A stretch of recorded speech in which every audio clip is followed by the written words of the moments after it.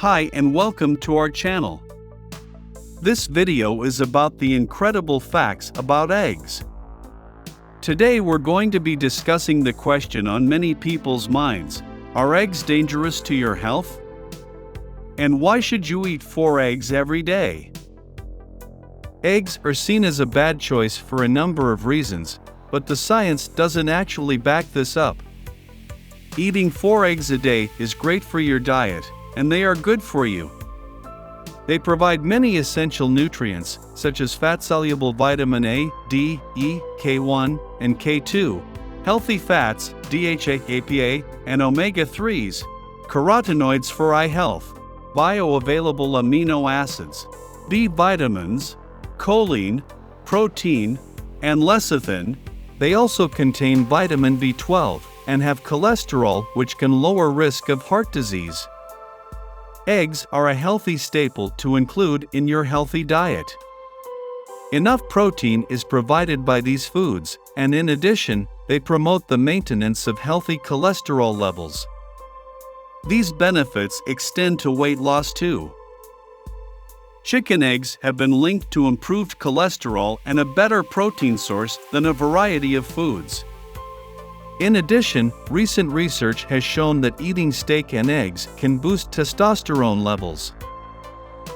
They provide a substantial anabolic benefit, with 48% of the protein in eggs being converted into body protein. This is more than what can be said for meats, which only give 32% of their protein to the body. Some eggs are better than others. For example, free-range eggs are better than commercially produced eggs. They come from chicken who roam freely and have a variety of nutrients. Here's the thing about egg quality: it all depends on how the chicken is raised, what it eats, and more. Free-range eggs are becoming more and more popular, but there are some misconceptions about how they are produced. The term is not regulated, and it is often unclear if the chickens were ever able to actually go outside. Cage-free eggs are coming at a great cost to both the chickens and consumers. They're not kept in their cages, but they never see the outdoors, which means that these eggs likely have a lower nutritional value. Grade A eggs don't know what they taste like because those chickens never get a chance to roam free or eat anything other than an extremely bland. Pasteurized eggs are much more durable than raw eggs because they are exposed to a heat source. Chickens that are fed grains like soy and corn, both of which are genetically modified, will not be getting the same nutrients as chickens who eat the vegetarian diet. This is why you'll see a difference in nutrition content when comparing eggs from these two types of hens. When shopping for eggs, look for the ones that come from organic pasture-raised chickens. You can find them at farmers markets or even buy your own if you have the space. You can generally consume 4 eggs per day if they are healthy and come from pasture-raised hens. What's the difference between whole eggs and egg whites? One of the best things about eating eggs is that your body can use 48% of their protein content. If you only eat egg whites, your protein intake drops to 17%. You need the fat from the yolk for it to be used by your body effectively. The yolk of the egg is nutritious too, and some people might say it is necessary to eat it in order to not miss out on important protein. Eggs are a great source of healthy proteins and vitamins for active individuals.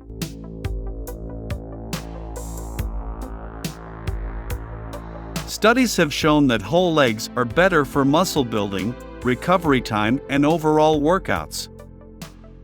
There's a popular index for measuring the glycemic impact of carbs. Whole eggs are much lower than egg whites alone. When you remove fat from protein sources, insulin spikes increase. There is a misconception that egg substitutes without yolks are healthier than natural, whole eggs. Fact is, they can have adverse effects on your health, such as limiting or even blocking the ability to absorb iron in your body, and can wreak havoc with hormonal balance.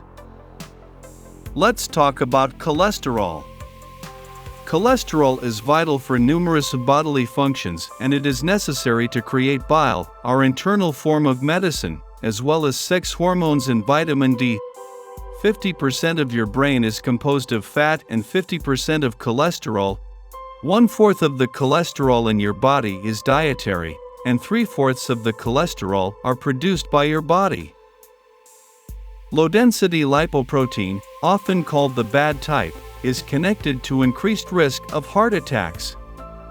High-density lipoprotein, called the good type, prevents buildup on the artery walls by taking away LDL cholesterol.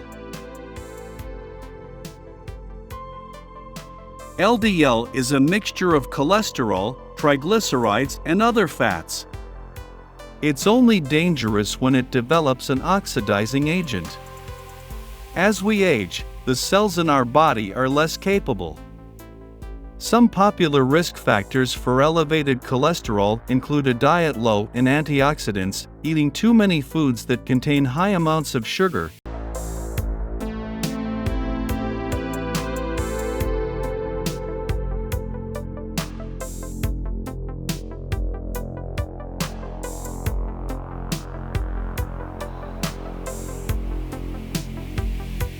and not getting enough exercise. Low levels of protection can also make it easier for cholesterol to become oxidized. Many people still think that eating eggs and other foods high in cholesterol is the problem, but there are lots of reasons how we should look at it differently. For instance, eggs and avocados are amazing for your nails and hairs. To control cholesterol levels, one needs to control insulin spikes, not cut out saturated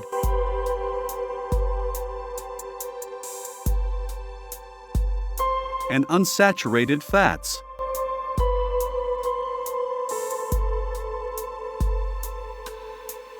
If you go on intermittent fasting and the keto diet, your insulin resistance will get better over time. Furthermore, eggs can provide protection for your liver if you are postmenopausal.